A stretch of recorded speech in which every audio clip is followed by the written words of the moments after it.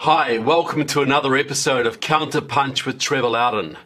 Please like the show, share it as much as you can. We need to get the truth out there about the unfolding communist revolution. Well, today I'm going to go down under. I'm not going to focus on America so much today. I'm going to focus on my home country of New Zealand. Now, I'm sure many of you are aware of New Zealand's Prime Minister, Jacinda Ardern. She's a young lady. She's been lionised in the world press. She came to prominence after the horrible massacre at the mosque in Christchurch. She was on the world stage and she's never really left it. You know, the left really admire her, but there is another side to Jacinda Ardern, and I think people need to know about it. Now, she's raised a lot of eyebrows in recent times in New Zealand because she's proposing laws that will clamp down on freedom of speech like nothing that's ever been seen before, and that's causing a lot of concern.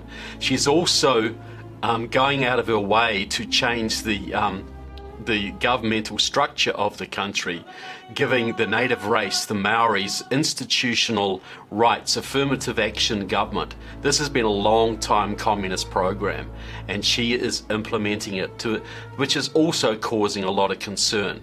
And on the international stage, she is leading the country into the arms of China. I'm delighted to welcome the signing today by trade ministers of the upgrade to New Zealand's free trade agreement with China. New Zealand for a long time has been a member of the Five Eyes. That is America, Britain, Canada, Australia and New Zealand, all allied Anglophone countries that have been sharing information since the end of World War II, basically to counter first the Soviets and more recently the Chinese and other threats. And it's a very valuable arrangement for New Zealand to be part of. The left in New Zealand doesn't think so, but most rational people are quite happy with the arrangement. And so she has been basically saying on the world stage that the Five Eyes really isn't that necessary. Her foreign minister, Nanaia Mahuta, has been talking about how we need to cultivate our trade relationships with China and that Five Eyes isn't quite so valuable. It's important as we navigate our way through the relationship with China, because we have a significant population here in New Zealand and they are our largest trading partner, that we can continue to have dialogue. And that's as, you know, intelligence experts have been talking that New Zealand may well be kicked out of the Five Eyes. The Five Eyes may become the Four Eyes. And I didn't mean to say that. The Five Eyes may become the Four Eyes. That will have very serious implications for New Zealanders, very serious implications for the West. I'm sure Australia doesn't want China-friendly country on its doorstep. It's not a good thing, and this is causing a lot of problems. And there's been a lot of commentary about this. And people say, well, you know, this is a bit silly of New Zealand doing this, and why would they want to align with China and all this kind of thing. It's very obvious. It is because Jacinda Ardern is a hardcore leftist, as are most of her cabinet. She's always been a hardcore leftist. I would say she is a small c communist. You know, not a member of the Communist Party, but broadly in sympathy with communist aims. And I'm just going to talk about now why I believe that to be true. And I hope you'll find what I have to say interesting. Jacinda Ardern is pretty chummy with Cuban officials in New Zealand. You know, Cuba got a diplomatic presence in New Zealand a while back, and they have made hay. They're cultivating our politicians, Green Party politicians, National Party politicians, but especially the Labour Party politicians when they are in power. And Jacinda seems very okay with that. But if you go back into her history, in 2008, 2009, around that time, she was the international president of the International Union of Socialist Youth. Now, you'll see her here at a conference in Hungary about 2009. Count the comrades. Comrades, then and only then will we win the war. Will we win the war on poverty? See, somebody sent me an email, a video actually last Friday, and it had you talking at the Socialist Union International, whatever it's called. Yes. And you mentioned the word comrade about 4 times in a minute. What was that about? It was a rally, and I would have been about 25 years old, and it probably would have been in Hungary. It was in 2009. It would have been in Hungary, was it? Or was it in... It was in 2000. And you'll see her here when she was challenged about that, she doesn't seem particularly apologetic, does she? So we got to understand the International Union of Socialist Youth is the youth wing of the Socialist International. Now that was set up after World War II to basically as an alliance of socialist parties all over the world. In recent years it's got a lot less socialist and a lot more communist. When the former communist parties of Eastern Europe started joining, you knew there was a problem.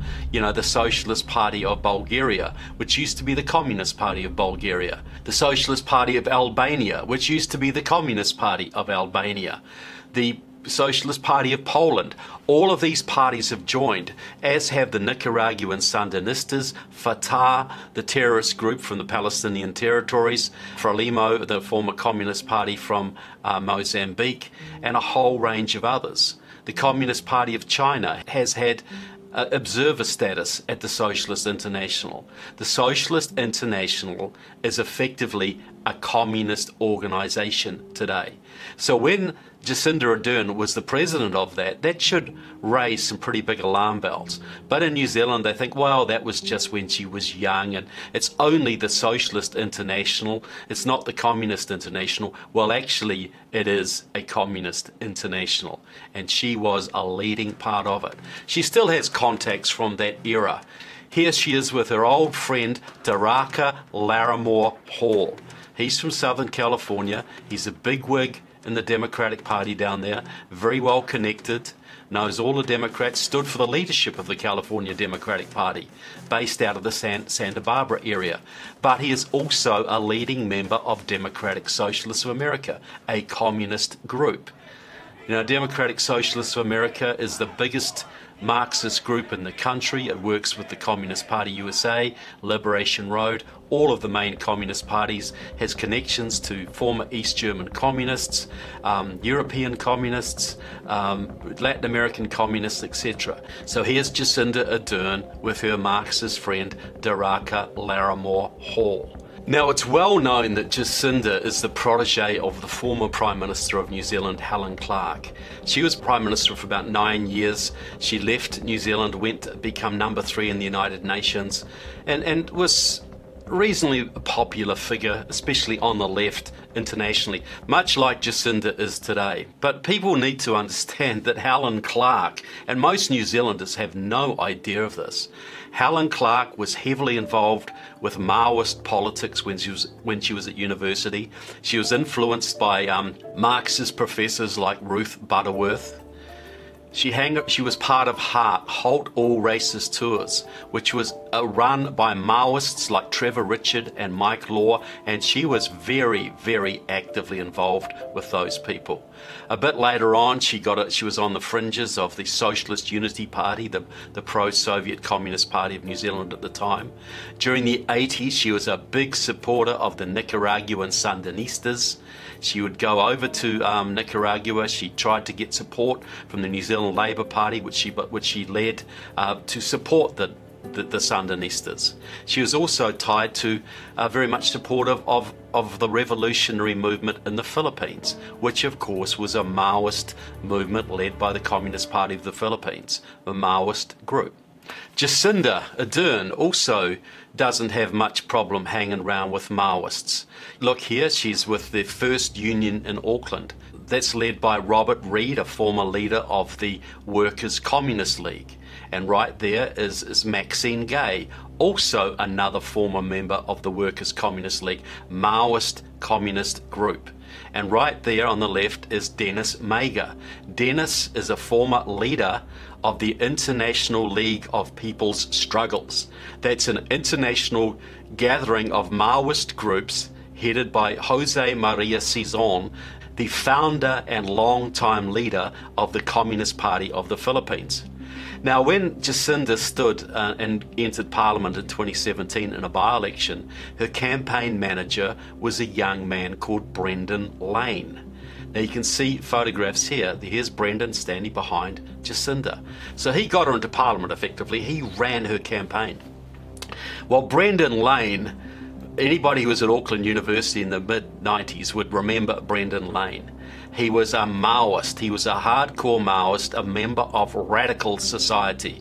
That was founded by a former member of the Workers' Communist League after that group dissolved. So the Radical Society basically ran student politics at Auckland for a while. It expanded into Wellington, into Victoria University, and even for a little while into Canterbury University in Christchurch, where I came from. The head of the Radical Society at Canterbury in the mid-90s was a Peruvian who had been allegedly a supporter of the Sendero Luminoso Maoist terrorists, and he had to get out of the country because the authorities were on his tail. So Radical Society supported the Communist Party of the Philippines. Some of its members actively supported the Communist Party of China, and they worked very closely with a group called the Aotearoa Youth Network. Well, Brendan Lane, you know, the thing in New Zealand, you'll find a lot of Labour politicians and Green politicians come out of the student movement. Many of them have been served as presidents of student executives, or, you know, the president of the Victoria University Students Association or the Auckland University Students Association. And for many years, from the 60s and well into the 90s, these groups were very deeply infiltrated by Maoist communists. So you found that these people would be Maoists in college, and then they would go into the Labour Party, and they ended up as, you know, deputy prime ministers, or, you know, finance ministers, or etc. And it's a very common phenomenon. Well, here's a photograph of the New Zealand University Students Association back in the 90s. Now, if you look here, here's a guy called Stephen Collett from the Massey University Students Association. He was involved with the Aotearoa Youth Network. There you have Elena Ashby, who was a hardcore leftist who was at the Waikato Students' Union. And over here you have Brendan Lane of the Auckland University Students Association. And who's right next to him? It wouldn't be Graham Robertson, would it? Who was a bigwig at the Otago University Students Association and who is now Deputy Prime Minister under Jacinda Ardern. You see, it turns out that Grant Robertson was also involved in the Maoist-leaning Aotearoa Youth Network. See, this is how it works, folks. The New Zealand Labour Party and the Green Party, which is even more communist, has been heavily infiltrated over many years by hardcore leftists. And Jacinda Ardern is just one more example of this. Several of Jacinda Ardern's cabinet have hardcore radical backgrounds, and a whole bunch of Labour MPs came out of the communist or socialist movements. Same with the Green Party.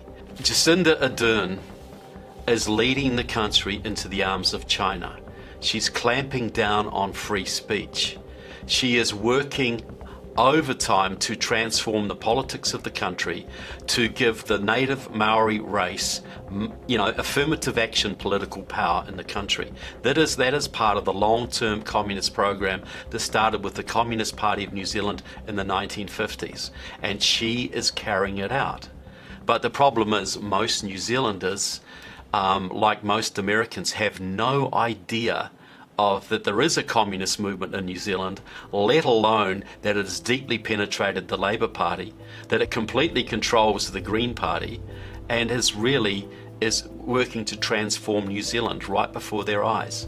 Now, a lot of people say, well, this can't be true. New Zealand is still a free country and business is still prosperous.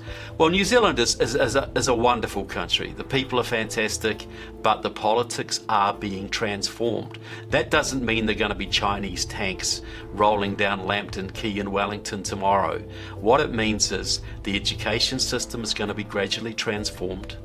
It means that the radicals who control the Maori movement are going to get more and more power. It means the legal system is going to be transformed, and New Zealand foreign policy is going to be steered away from Australia and America towards China, Vietnam and other communist countries. That's what it means. And slowly freedom will die in my country. Now business, you know, people say, well, business is still prospering. Yeah, well, it is to a degree. You know, the communists have learned long ago that you don't clamp down and close down the businesses like they did after the Bolshevik Revolution or in China. They don't do it that way now. They do all the social stuff first. They leave the business for last. So that sort of puts people a little bit to sleep. They think, well, businesses are still prospering, you know, business is doing okay, so the government can't really be communist, or they'd be coming after the businesses. The businesses come last now. They will be clamped down on, but everything else will happen first.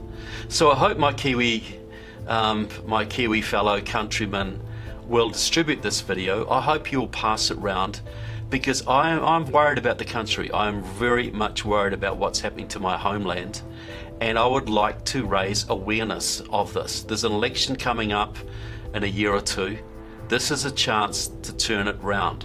You know, the national opposition is also been pretty compromised by the Chinese, I have to say. But there are good politicians there. There are people in the ACT Party, the New Zealand Conservatives, who really do care about what's happening to this country and are willing to stand up to China and the local communists. So let's just see how it goes, folks, but please pass it around. I hope Americans have found this interesting too, because, you know, we all know that, you know, Jacinda Ardern has been lionized by some elements in the American press, and I think even Americans will benefit by seeing a different side of the story and understanding why New Zealand's membership in the Five Eyes is in jeopardy right now, and why that is a very, very bad thing. So thanks for watching, folks. I hope you found it interesting. I hope you will like the show and share it around, and we will see you soon. So God bless America, God bless New Zealand, and God bless all of you. Thanks very much.